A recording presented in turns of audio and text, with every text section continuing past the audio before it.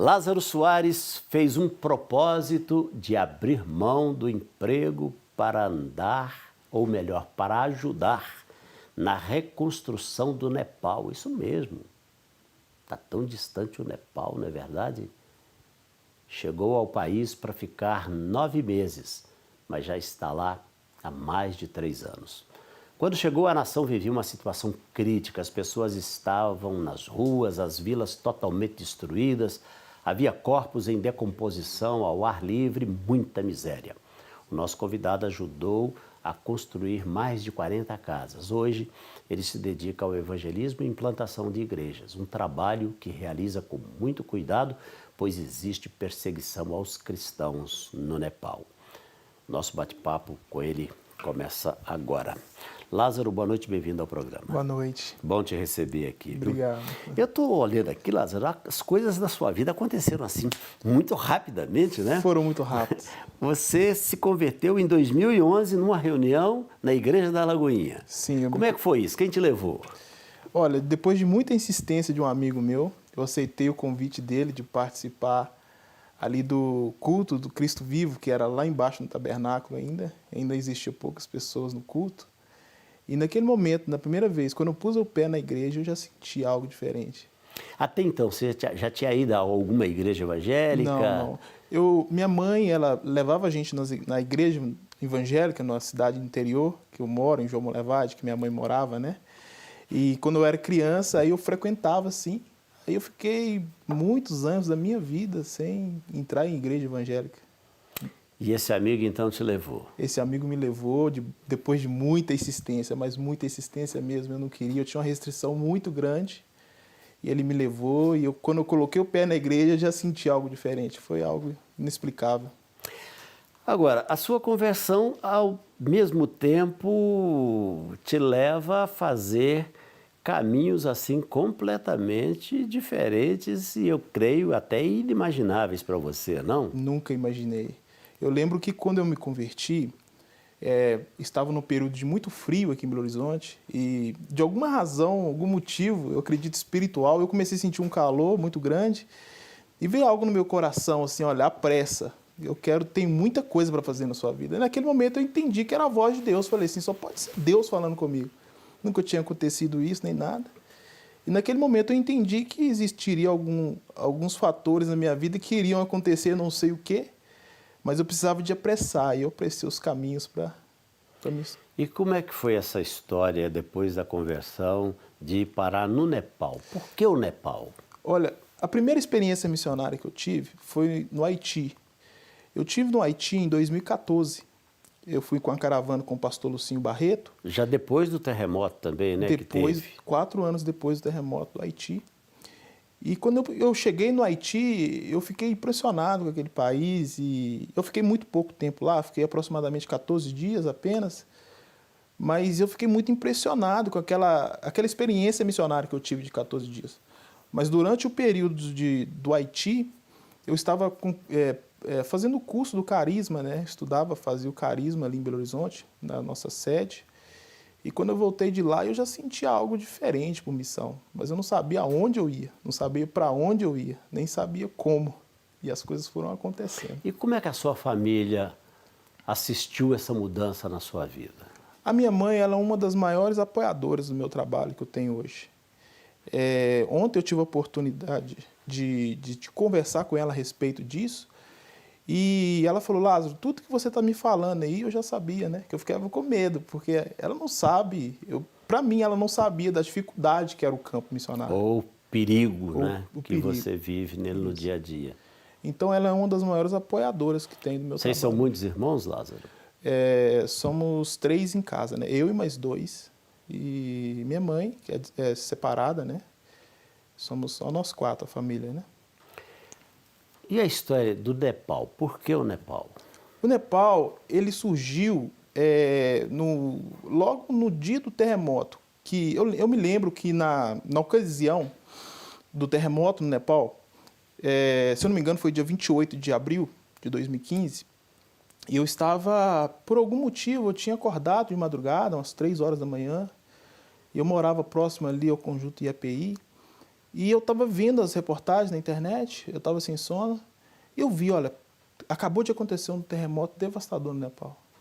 Eu não sabia nem que o Nepal era um país, porque o Nepal é muito pouco falado. E naquele momento... E um lugar, uma zona de muito conflito também, muito né? conflito, é marcado por guerras, marcado por brigas entre países, por território, como a Índia, né? Ele é um país muito marcado. E naquele momento eu senti uma compaixão, assim, sei lá, algo inexplicável pelo Nepal e orei, falei com Deus, Deus, eu estou disposto a ir para o Nepal. E eu fiz essa oração sem saber do Nepal, sem saber da perseguição que existia. A religião predominante do Nepal é o budismo, né? É o hinduísmo. O hinduísmo? Isso. Muitas pessoas confundem, porque o Siddhartha Gautama, que é o próprio Buda, ele nasceu no Nepal. Mas a religião predominante no Nepal hoje é o hinduísmo, com 80% de adeptos. E tem essa guerra religiosa, né? Tem, sim. Tem a guerra religiosa. Até que o hinduísmo com o budismo é bem harmonioso, né? Eles conseguem viver em harmonia. Mas com o cristianismo, não. Não aceitam, né? E a terceira religião mais professada lá é o Islã, né? O islamismo. E depois nós perdemos... Aí vem o cristianismo ali com menos de 5% da população. E parece que, mais recentemente, houve uma perseguição terrível no Nepal aos cristãos, inclusive matando muitos, não? Se eu me lembro bem, coisa de uns 3 anos, talvez? Sim, existem casos, né? Há muitos anos. O Nepal era totalmente fechado para o cristianismo há 20 anos atrás, aproximadamente. Hoje o Nepal ainda tem, a gente consegue entrar com o cristianismo no Nepal escondido, né? Ainda existe muita perseguição, mas ainda nós conseguimos trabalhar. Como é que consegue fazer isso, como você colocou, escondido, sendo que você tem que falar?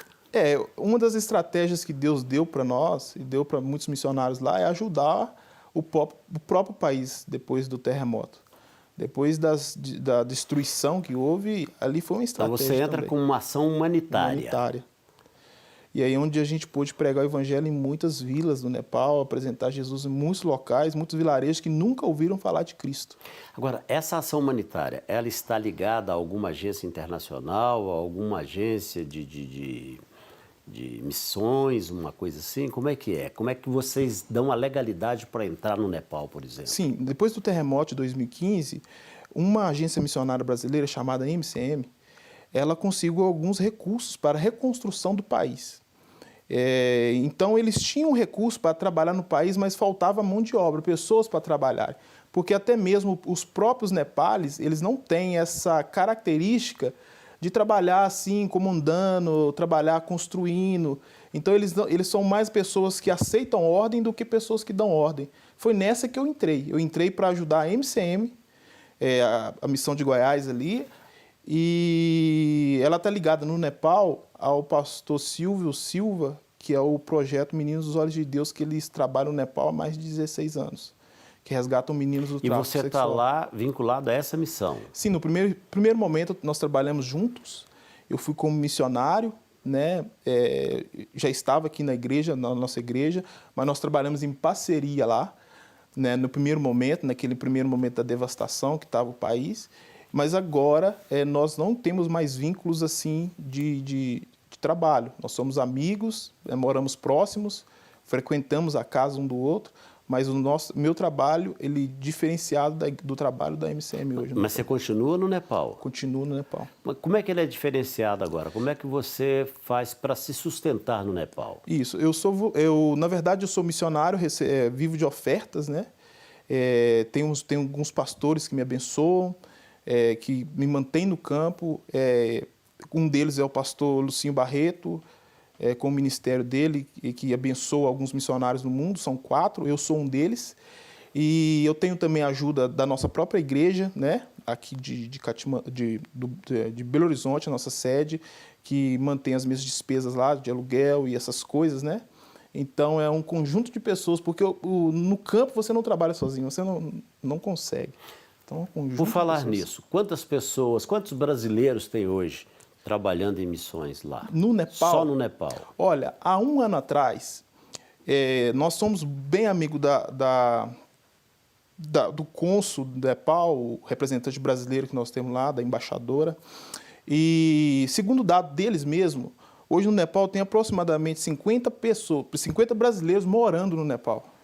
Nós acreditamos que em torno de 40 são missionários.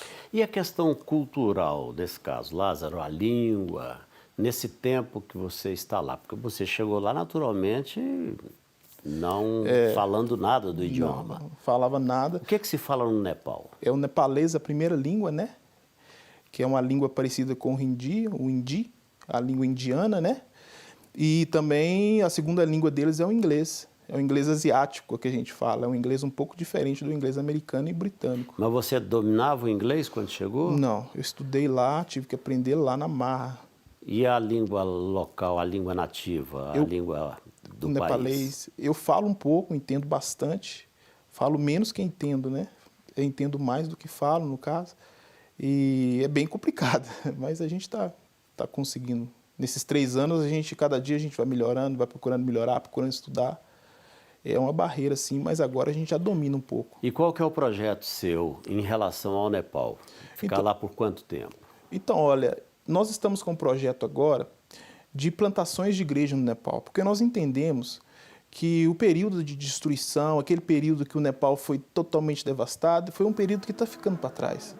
Ainda há muita coisa para construir, há muita coisa para fazer, mas muita coisa já ficou para trás. Então nós estamos agora com um projeto mesmo de plantações de igrejas, células e casas de paz no Nepal. Mas há a liberdade para a implantação de igrejas? Não, não. Deus deu uma estratégia muito assim, audaciosa para a gente como igreja. Eu sou brasileiro, moro no Nepal, trabalho sozinho, mas eu trabalho com o povo nepali. Então, qual que é a estratégia que Deus tem dado, e a estratégia que muitos missionários adotam hoje no campo missionário? É cuidar do povo e qualificar o povo a ser um missionário deles mesmos. Então, a nossa igreja ela trabalha com esse ponto. Nós ensinamos o povo o que é ser igreja, nós ensinamos o povo o que é o cristianismo, para que eles mesmos ganhem o país para Cristo. Para que eles mesmos ganhem os irmãos, ganhem os parentes, né? Ganhem os familiares e amigos para Cristo. Qual que é a população do Nepal? Se eu falar a quantidade de pessoas, Sim.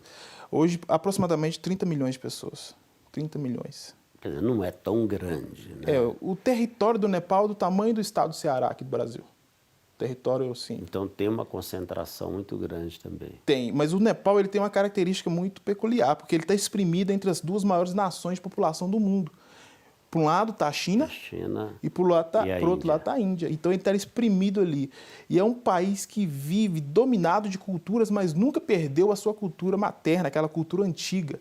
O Nepal, se você for no Nepal hoje, você vai observar que o Nepal parece que é um país... Você voltou no tempo. Eles vivem como se eles vivessem há 1000 anos atrás. As vestimentas as mesmas, a comida é a mesma, a forma de arar a terra é a mesma, o cultivo, tudo é o mesmo. Então o Nepal é bem peculiar nesse sentido. Que coisa interessante. Interessante. O Nepal é muito interessante.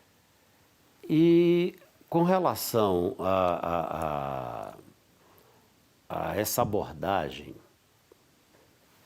vamos dizer assim, essa chegada para que o Evangelho possa ser apresentado, como é que ela se dá, Lázaro?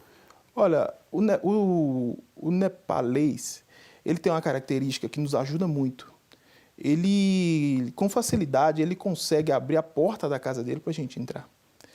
Então, para apresentar o cristianismo, para o cristianismo ser acessível para eles, a única estratégia que nós temos hoje no Nepal é pregar dentro dos lares. Tem a Bíblia em nepalês? Existe. Já Sociedade existe. Bíblica Nepalês. Bíblica já... Tem em nepalês, graças a Deus, tem sim. Poucas versões, bíblias de estudo não são encontradas, infelizmente, ou muito poucas, mas nós temos sim a Bíblia em nepalês. Bom, você está aqui e quando é que você volta? Olha, eu volto em julho. Eu estou aqui por uma questão de visto, uma série de questões que eu precisava, também férias de descanso, eu fiquei muito tempo em campo, né? Mas eu volto em julho, se Deus quiser, estou em julho, estou de volta no país lá.